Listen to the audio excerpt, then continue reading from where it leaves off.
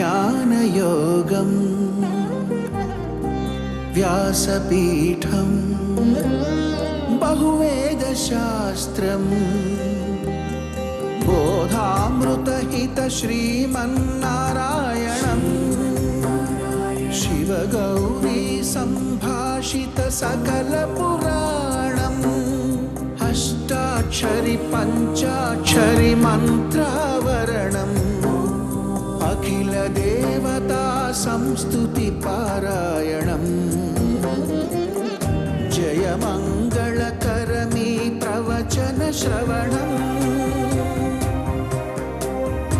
అనుదినము శుభము సుఖము జీవన గమనం దేవరాగం జ్ఞానయోగం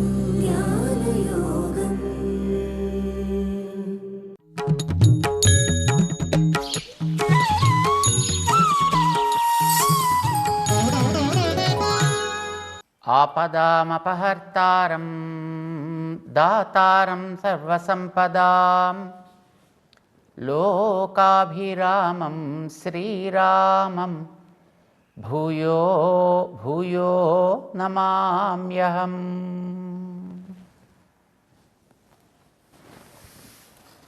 జై శ్రీమన్నారాయణ.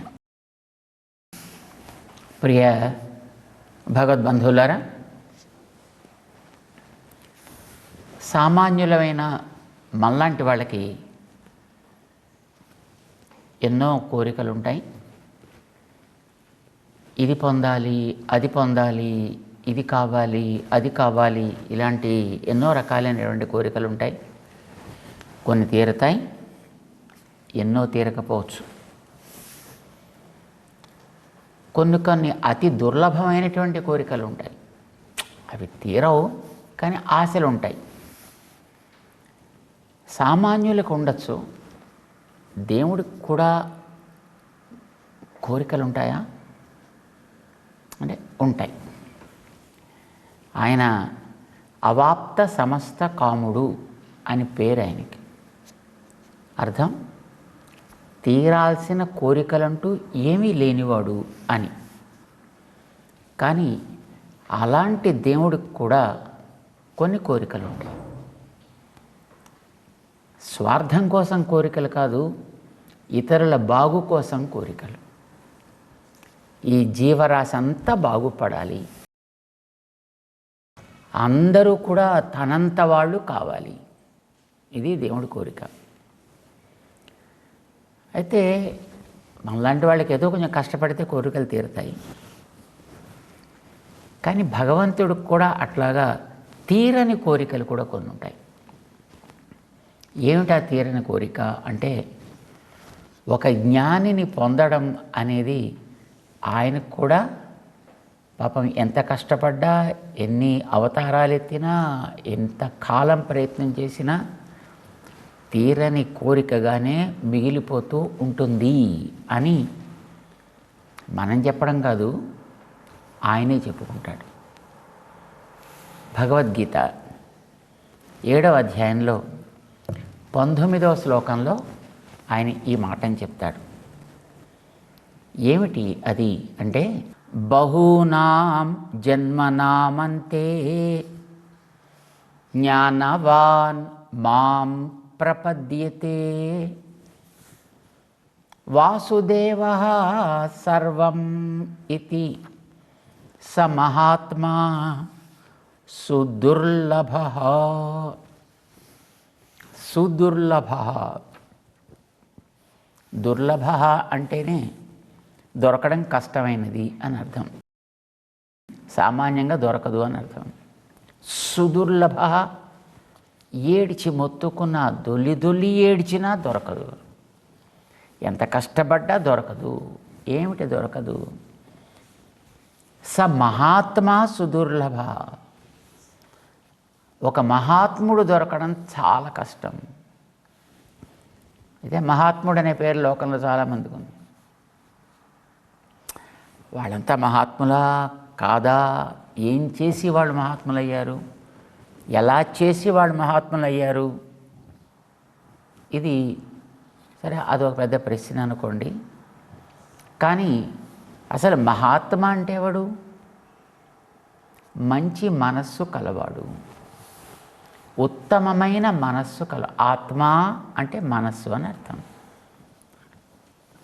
మహత్ ఆత్మ, గొప్పదైన ఆత్మ అంటే మనస్సు కలవాడు, మంచి మనస్సు కలవాడు. ఉంటాడా అలాగా అంటే చాలా కష్టమయా. సమహాత్మా సుదుర్లభ, చాలా కష్టం నాకు అలాంటి వాడు. ఎవరిని మనం మంచి మనస్సు కలవాడు అని అంటాము అంటే 10 మందికి దానాలు ఇచ్చేవాడు, 10 మందికి ధర్మం చేసేవాడో, లేకపోతే 10 మందిని చక్కగా పలకరించేవాడో వాడిని మహాత్మా అంటామా? ఎవరిని మనం మహాత్మా అని అనాలి? దేశాల మధ్య చిచ్చు పెట్టేవాళ్ళు కొంతమంది మహాత్ములు అనుకున్నారు.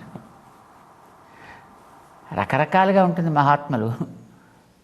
కానీ అసలు మహాత్ముడు మంచి మనస్సు కలిగి ఉండడం అంటే అర్థమేమి? వాసుదేవ సర్వం ఇతి సమహాత్మా.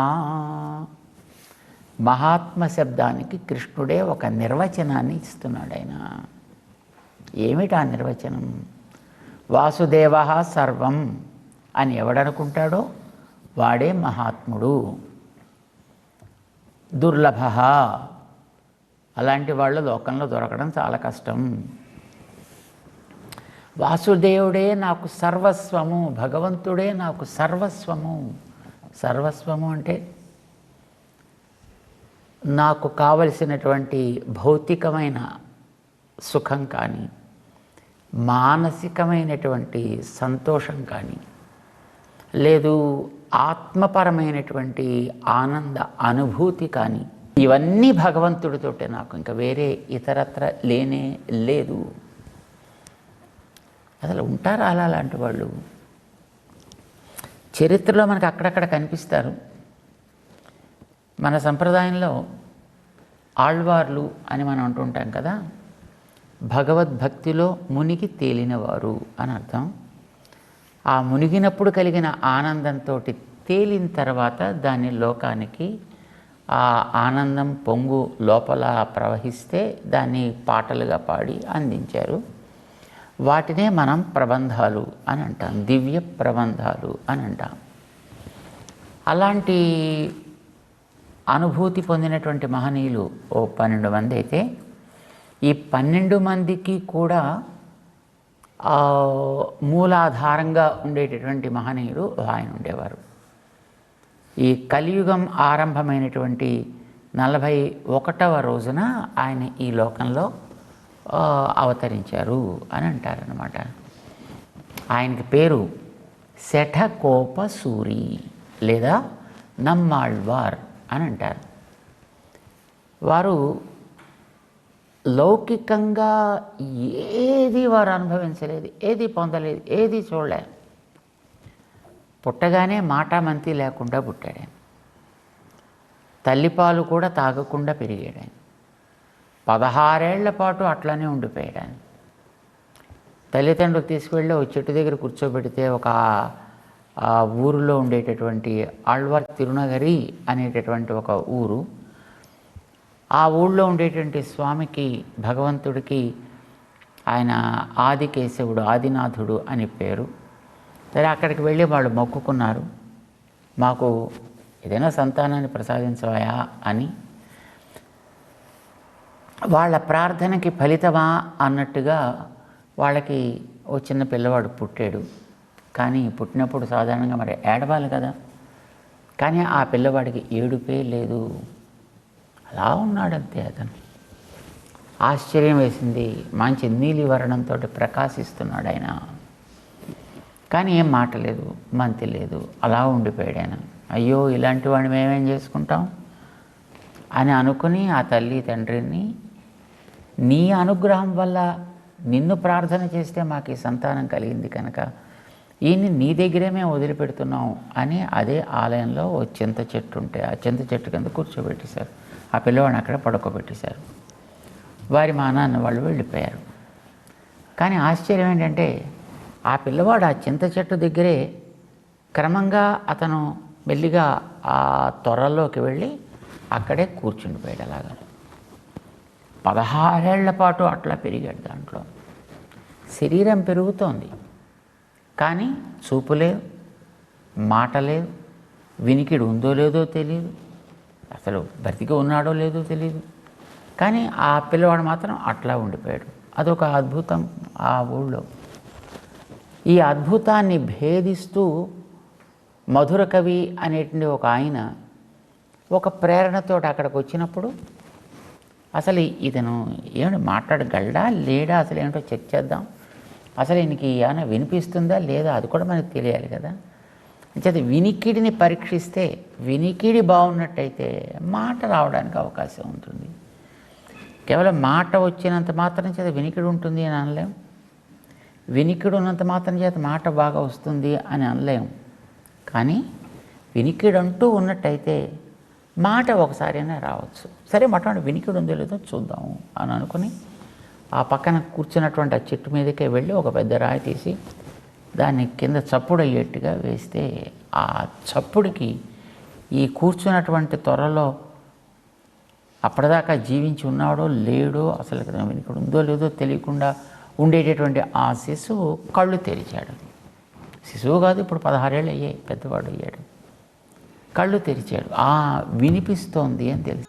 సరే, వినిపిస్తూ ఉన్నట్టయితే తప్పకుండా మాట కూడా వచ్చి ఉండొచ్చు, కనుక అది కూడా ట్రై చేద్దాం అని ఆయన అక్కడికి వెళ్ళి ఆ పిల్లవాడి దగ్గరికి, ఏమయ్యా, అది తమిళం భాష ప్రచురంగా ఉండేటటువంటి ప్రాంతం తమిళనాడులో, కన్యాకుమారికి కొంచెం దగ్గరగా అన్నమాట.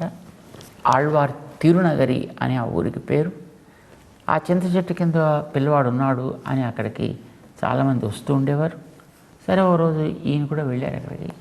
సరే, చూశాడు పిల్లవాడిని. ఆ పిల్లవాడి దగ్గర ఒక ప్రశ్న వేశారు.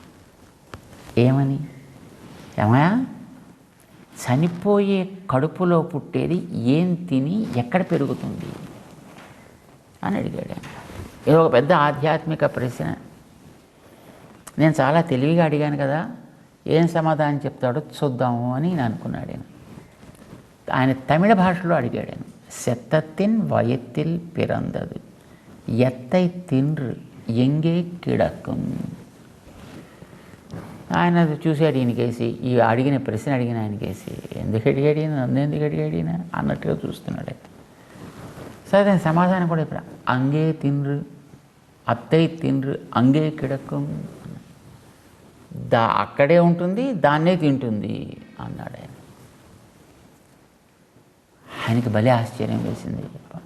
నేనే చాలా తమాషాగా ప్రశ్న వేశాను అనుకుంటే నాకంటే తమాషా చేస్తూ సమాధానం చెప్పాడు ఈయన. అమ్మో, ఈయన ఎవరు మామూలు సామాన్యమైనటువంటి వ్యక్తి కాదు, చాలా గొప్పవాళ్ళ ఉన్నాడు ఈయన.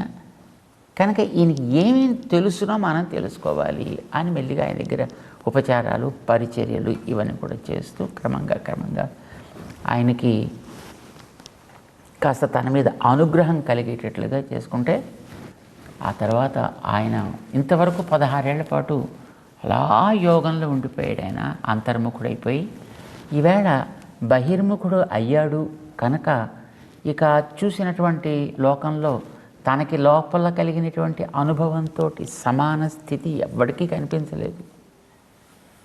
అందరూ ఊరికే ఏదో దీని వెంట పరిగెట్టి, దాని వెంట పరిగెట్టి పైసలు, గీసులు, ఉద్యోగం, నౌక, ఒకటి కాదు రకరకాల కోరికలతోటి వాటి వెంటే పరుగులు పెడుతూ కనిపిస్తున్నారు వీళ్ళంతా. అయ్యో, ఇంత గొప్ప అనుభవం ఇవ్వగలిగినట్టు, ఇంత గొప్ప ఆనందాన్ని ఇవ్వగలిగింది ఇక్కడే ఉందే, దీన్ని వదిలిపెట్టి వీళ్ళు ఎక్కడెక్కడికో పోయి ఎక్కడెక్కడో వెతికేవాళ్ళు వెతుకుతున్నారు. దేంట్లోనూ చూడాలనుకునే వాళ్ళు అక్కడ చూసే ప్రయత్నం చేస్తున్నారు. ఇట్లా అయిపోతుంది ఈ లోకం అంతాను. అయ్యో, ఇలా కనుక వదిలిపెట్టినట్టయితే వీళ్ళకి ఎప్పుడూ సాక్షాత్కారం అనేటటువంటిది సాధ్యం కానే కాదు. కనుక వీళ్ళందరికీ ఏదైనా మనకి తెలిసింది చెప్పాలని ఒక ఆరాటం, ఒక ఆవ ఆయనలో కలిగితే, ఆ కలిగిన ఆరాటమే ఒక పెద్ద ప్రవాహపు పొంగులాగా ఆయనలోంచి కలిగిన అనుభూతిని మేళవించుకుంటూ ఒక ధారగా సాగింది. దానికే మనవాడు దివ్య ప్రబంధము అని అంటుంటారు అన్నమాట. ఇలాగా ఆ మహనీయుడు తనకు కలిగినటువంటి ఒక్కొక్క రకమైనటువంటి అనుభూతిని ఒక్కొక్క రకంగా ఆయన పాడాడు. ఆయన ఆశ్చర్యం ఏంటంటే ఆయనకి చిన్నప్పటి నుంచి అందులోనే పుట్టాడు, అక్కడే పెరుగుతున్నాడు, అలానే పెరుగుతున్నాడు, ఇతరమైన తిండి అయితే ఏం లేదు. మరి ఈయన ఆకలి అంటూ ఉంటుందా లేదా, ఇంక దాహం అంటూ ఉంటుందా లేదా, అప్పుడప్పుడు ఏదైనా కాస్త. మరి ఇప్పుడు ఇలాంటి వ్యక్తులు ఎవరైనా ఉన్నారనుకోండి, చాలామంది ఏం చేస్తారు, అక్కడికి వచ్చి 2 పళ్ళు పెట్టి నమస్కారం పెట్టాడు, 2 పువ్వులు పెట్టి నమస్కారం పెట్టేవాడు, 2 పైసలు పెట్టి నమస్కారం పెట్టేవాడు. ఒక్కొక్కళ్ళు ఒక్కొక్క రకంగా తమ శ్రద్ధని అక్కడ అర్పిస్తూ ఉంటారు కదా. ఈ మరి అలా రకరకాల పదార్థాలన్నీ మొత్తం అక్కడ చేరితే వాటిని మేనేజ్ చేయడానికి కూడా కొంతమంది ఉండాలి కదా, కొంతమంది ఉంటారు. ఏమండి పాపం మీరు చాలా పాటలు పాడుతున్నారు, మీకు కాస్త అలుపు వస్తూ ఉంటుంది, కాస్త ఏమైనా 2 కొబ్బరికాయలు కొట్టి కాస్త మంచినీరు తీసిస్తాం, కాస్త తీసుకుంటారా? అవసరం లేదండి. పోనీ 2 పండ్ల జ్యూస్ తీసేమైనా కాస్త ఇమ్మంటారా? అవసరం లేదు. పోనీ ఏమైనా కాస్త పదార్థం తయారు చేసి ఇప్పించమంటారా? పోనీ ఆ పట్టుకొచ్చిన దాంట్లో కాస్త తమలపాకులు గట్రా ఉన్నాయి, అదైనా చిన్న పదార్థం కింద తయారు చేసి మీకు ఏమైనా వేసుకుంటారా? దాహం వేస్తుందండి. లేదు, నా నాలుకలో నీరు ఊరుతూ ఉంటుంది. మరి మీకు ఆహారం ఎట్లాగండి అంటే, ఉண்ணும் సోరు పరుగు నీரும் తిన్నుం వెత్తెలயும் ఎల్లాం కണ്ണన్ ఎం బెరుమాన్. నాకు తినే ఆహారము కూడా అంత ఆ భగవంతుడే. మరి త్రాగే నీరు, దాహం, పరుగు నీరు, నేను త్రాగేది కూడా ఆయనకు ఉండేటటువంటి అత్యద్భుతమైనటువంటి కళ్యాణ గుణములనే నీటిని నేను త్రాగుతా. మరి ఏదైనా అప్పుడప్పుడు సరదాగానే కొంచెం స్నాక్స్ గీక్స్ ఏమైనా కాస్త దంతశుద్ధి లాంటిది ఏదైనా కొంచెం కావాలండి, ఏమైనా తీసుకుంటారా? తిన్నం వ్యక్తిలయం, అలా నేను తీసుకునేటటువంటి అది విలాసార్థము అనుభవించేటువంటి సుఖాలైనా ఎల్లాం కണ്ണన్, అన్నీ మాకు మా కృష్ణుడే సుమండి. ఏమవుతాండి ఆయన మీకు? ఎంబెరుమాన్, మాకందరికీ కూడా ఆయన స్వామి, మాకు ఆయనే స్వామి. ఆయన గుణములే మాకు నీరు, ఆయనకు చేష్టితములే మాకు ఆహారం. నాకు ఇతరమైనటువంటి తిండి కానీ, నీరు కానీ, ఇతర సుఖకరమైనటువంటి వస్తుజాతములు కానీ ఏమీ లేవు. ఇవన్నీ అసారములు, అల్పసారములు, ఇవన్నీ కూడా పనికిరానివి. సారతమమైనది ఏదో అది నా దగ్గరే ఉంది, అది నాకు అందింది, ఓ నేను ధన్యుణ్ణి. ఇలాగా వారు ఏ భౌతికమైనటువంటి సుఖాన్ని కానీ, ఏ భౌతికమైనటువంటి అనుభవాన్ని కానీ కోరకుండా, అవి లేకుండా ఏది చేసినా వాసుదేవ సర్వం, అన్నీ నాకు ఎల్లాం కണ്ണన్, అన్నీ మాకు భగవంతుడు తప్ప వేరొకటి లేనే లేదు అని ఉండగలిగారు. ప్రసాదాన్ని, ఆయనకి అనుగ్రహించేటువంటి వస్తువులని తనకేదో లాభదాయకం అని అనుకోకుండా, సర్వము భగవంతుడే నాకు లాభం, భగవంతుడే నాకు ఆహారం, ఆయనే నాకు తిండి, ఆయనే నాకు దాహం, ఆయనే నాకు సుఖం, ఇది తప్ప వేరొకటి నాకు తెలీదు, లేనే లేదు. ఇలా అనుకోగల ఒక్క వ్యక్తి దొరికాయండి ఆయనకి, భగవంతుడికి. అంటే ఎవరి కోసం భగవంతుడు తపన చెందుతున్నాడో, ఎలాంటి వ్యక్తి ఒక్కడు దొరికినా చాలు, నేను ఇన్ని జన్మలు ఎత్తినందుకు, ఇన్ని అవతారాలు నేను ఎత్తినందుకు తత్ఫలితం నాకు దక్కినట్టు అవుతుంది అని ఎవరు దొరికితే బాగుండు అని ఆయన తపన చెందుతున్నాడో, అలాంటి వ్యక్తి ఒక్కడు దొరికాయండి ఆయనకి, అంతే. ఇంకా ఏ నెంజి నిరయ్య పొందాన్ అని వారే పాడుకున్నట్టుగా ఆ ఆళ్వారి యొక్క మనసులోకి వెళ్ళి కూర్చుని మనస్సంతా తానే ఎన్నై ముற்றும் ఉయిరుండాన్ అంటారు వారి చోట. మొత్తం నా ప్రాణాలు అన్నీ కూడా ఆయన అధీనంలోనే ఉండిపోయినాయి, అన్నీ ఆయనే నాకు సర్వస్వము. ఈయన జ్ఞానవాన్ అంటే భగవంతుడే అల్పసుఖం కాదు, అనల్పమైనటువంటి సుఖాన్ని ఇచ్చేవాడు, అనల్పమైన అనంతమైనటువంటి రుచులు కలిగిన వాడు, అనంతమైనటువంటి సంపదలను ఇచ్చేవాడు. ఆయన దగ్గర కొరతే లేదు ఆయనకి అని తెలుసుకున్నప్పుడే కదా ఆయన మీద మనకి ప్రేమ కలిగేది. ఇది కలిగింది ఆ నమ్మాళ్వార్ అనే మానీయులకి. ఆయన అట్లా తయారు కావడానికి ఎంతకాలం పట్టింది భగవంతుడికి. ఒక మామూలు నేలని దున్ని అందులో పంట పండించాలి అని అంటే, ఒకటి నేల బాగుండాలి, 2 గింజ బాగుండాలి, 3 నీరు బాగుండాలి, గాలి బాగుండాలి, ఆకాశం చక్కగా అందులో ఎదుగుతుంది ఇది.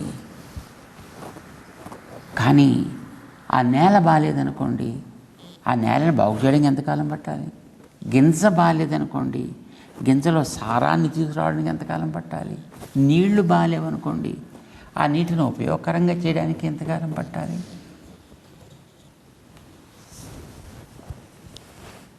ఇవి ఎప్పుడో ఒకనాటికి నేల బాగుపడితే అందులో వేసిన గింజ బ్రహ్మాండంగా చక్కగా మొలవడానికి అవకాశం ఉండొచ్చు.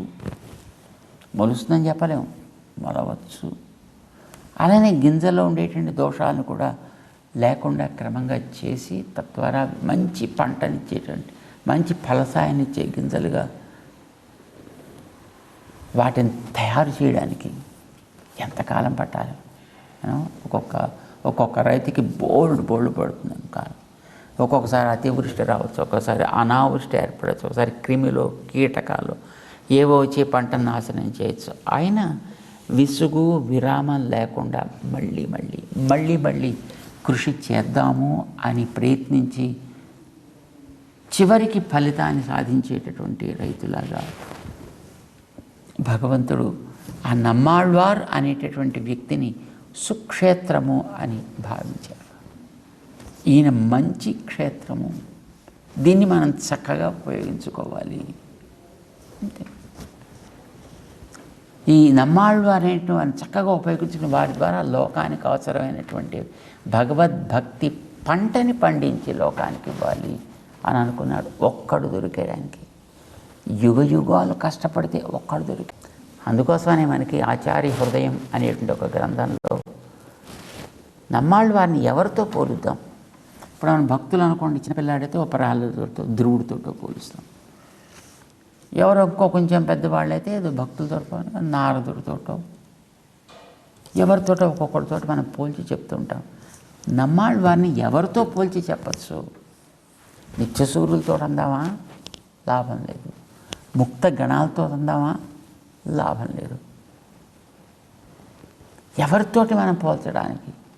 పోనీ లౌకికంగా ఉండేవాడు ఎవరితోటైనా పోల్చి చూద్దామంటే అస్సలు దాంతో పోలిక అనేది కుదరదు. పోనీ లక్ష్మీదేవితో పోలుద్దామంటే అబ్బే ఆవిడతో కూడా, ఆదిశేషుడితోటి ఎన్నో, గరుత్మంతుడితోటి ఎన్నో. ఎవరికి కూడా పోలికతోటి చెప్పటానికి అలవి కానంత ఉత్తమమైనటువంటి మనస్సు భగవంతుడు తప్ప నాకు ఇంకొకటి లేదు అని అనుకున్న మహనీయుడు ఆయన. అందుకే ఎవ్వరితోటి పోలిక లేదండి ఆయనకి ఆయనే సాటి. నమ్మాళ్వారికి సాటి అనేది మరొకరు ఎవ్వరూ లేరు.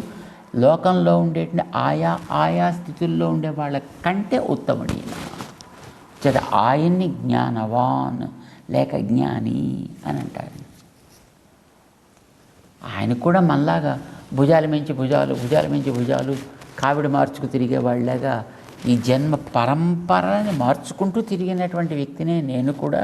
మారి పల పిరప్పం పిరందు మత్తోర్ దైవం పాడి ఆడి, ఇవన్నీ కూడా ఆయన కూడా చేసినటువంటి మహనీయుడే. కానీ నమ్మాళ్వార్ అవతారం ఎత్తే నాటికి పరిశుద్ధుడు, ప్యూర్ జ్ఞాని, జ్ఞానవాన్ అయ్యాడనమాట. ఆయన చూసి భగవంతుడు అనుకున్న బహూనాం జన్మనామంతే జ్ఞానవాన్ మాం ప్రపద్యతే. వాళ్ళు నన్నే ఆశ్రయిస్తారు, నన్ను తప్ప వేరొక దాన్ని స్మరించరు. వాసుదేవ సర్వం ఇది స మహాత్మ. అలాంటి ఆళ్వార్ లాంటి వాళ్ళు మహాత్ములు. వాళ్ళు మామూలుగా ఎక్కడ దొరికేటటువంటి స్థితి ఉండదు, లేదు. సుదుర్లభ అయితే భగవంతుడికి కూడా పాపం అలాంటి వాళ్ళని అందిపుచ్చుకోవడం, అలాంటి వాళ్ళని దొరికించుకోవడం, అలాంటి వాళ్ళని తయారు చేసుకోవడం అంటే అది తీరని కోరిక. ఇది మనకి 19వ శ్లోకం తమాషాగా చెప్తోంది. భగవంతుడికి కూడా దుర్లభమైనవి కొన్ని ఉంటాయి సుమా అని ఆయన ఎలా చెప్పుకున్నాడు అనే విషయాన్ని దాన్ని తెలుసుకుంటూ ముందుకు సాగుతాం. జై శ్రీమన్నారాయణ.